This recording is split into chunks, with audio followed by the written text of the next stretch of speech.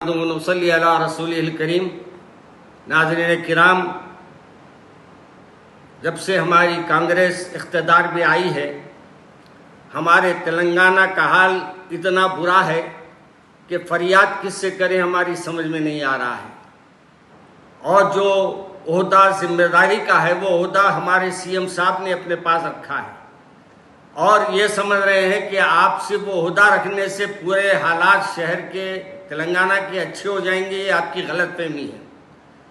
आप अपने मसरूफियात में इतने मसरूफ़ है कि आपको ये भी ख्याल नहीं रह रहा कि क्या तेलंगाना के हालात अच्छे हैं या नहीं, आपको उसकी भी फिक्र नहीं रहती। आपके जितने ओहदेदार आपने जिनको आपने मुकर्रर किया है वो भी सिर्फ आवाम से मिलना भी नहीं चाहते, ना आवाम के दरमियान में आना चाहते, ना उलमा से मिलना चाहते। वो अपने इख्तिदार की कुर्सी पे बैठ के बस वहीं से बैठ के तबसरे करते हैं। मेरे को अफसोस होता है कि हमारी पुरानी हुकूमत जो है फिर भी सलीखे की नज़र आती थी कि जब तक वो मौजूद थे एक फसाद, एक हंगामा पूरे तेलंगाना में नहीं हुआ।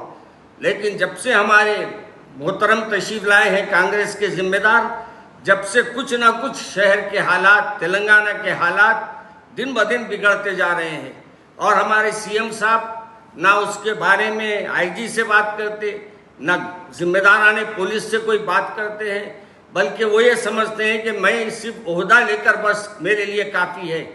हम तमाम अवाम उन्नास से हम यानी आपसे अपील करते हैं कि इस सिलसिले में आप फौरी एक्शन लीजिए। और जो आज ये हालात हुए हैं मदरसे तालीमुल कुरान जानारम से ज़िले जो है संगारेड्डी के, इसके बारे में भी हमारे एसपी साहब की गुफ्तगू सुना। मैं एसपी साहब इतने ठंडे बातें कर रहे हैं, क्या मैं उनसे उम्मीद रखूंगा कि कोई एक्शन लेंगे वो? और याद रखिए, आप मुसलमान आपको लाए हैं तो आपसे ये उम्मीद लेके लाए हैं कि आप हमारे मसाजिद की, मदरसों की हिफाजत करेंगे और हमारी हिफाजत करेंगे।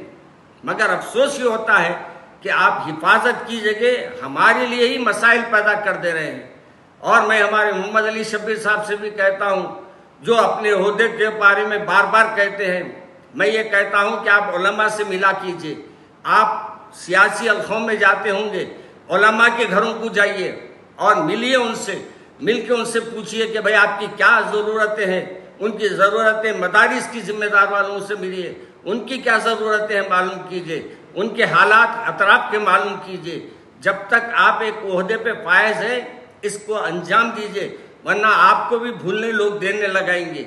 आपको ये भी अर्ज़ कर दूं कि जो मदरसे के आज हालात हुए हैं और जो दरगाह के हालात हुए हैं, आपको हमको ये एहसास है कि हमारे मुसलमानों के ऊपर जो जुल्म हो रहा है इसकी कोई फरियाद सुनने वाला भी नहीं है। फरियाद किससे करे समझ में नहीं आ रहा। सीएम साहब तो या तो अपने बड़े बड़े टूरों में मसरूफ रहते हैं या तो और कई अपनी मसरूफियात में रहते हैं, आवाम से मिलते नहीं। आवाम से मिलने के लिए नुमाइंदे भी मुकर्रर किए हैं, वो भी नाकाराम आदमियों को बिठा के रख दिए हैं। वो हमारी बात ऊपर पहुंचाना नहीं चाहते। इसलिए मैं हमारे सीएम साहब से गुजारिश करूंगा कि इस सिलसिले में फौरी एक्शन लीजिए और फौरी इसमें जो भी ये लोगों ने इसमें जो ज़्यादतियाँ की हैं और ये फ़िरक़ा परस्त जहन रखने वाले हैं, इनके ऊपर फौरी एक्शन लीजिए और इनके बारे में अखबारात में बताइए कि इन पे क्या एक्शन लिया गया। ऐसी ज़बानी जमा खर्च से कुछ होने वाला नहीं है। हम आप पे एतमाद करें तो किस बेस पे करें। इसलिए मैं आपसे अपील कर रहा हूँ कि कांग्रेस के खुसूसन हमारे सीएम साहब से, आपके पास ओहदा है, अगर आप जिम्मेदारी नहीं लेते तो अपने एक दूसरे को ओहदा दे दीजिए, देख के उसको बोलिए भाई शहर के हालात पर और रंगारेड्डी के हालात पर उस पर नज़र रखिए। अगर ये मुमकिन है तो दीजिए आप दूसरे को और देख के उन पर सख्ती कीजिए। और आपके आईजी वगैरह जो काहिली कर रहे हैं और ये जो हालात पैदा कर रहे हैं उन पे जो एक्शन लेने की बात है, मुझे हैरत होती है। एक्शन लेने की बात करते हैं, क्या एक्शन लिए वो मालूम नहीं होता। बस अंदर का अंदर सब बात हो जाती है, अंदर का अंदर सब खत्म हो जाता है। मुझे अफसोस होता है कि हम ये कांग्रेस को लाकर कोई गलती तो नहीं कर लिए। क्या हमारे लिए ये मुसीबत तो नहीं बन गई। इसलिए मैं हमारे जिम्मेदारान कांग्रेस से कहता हूँ कि आज भी वक्त है आप लोगों को।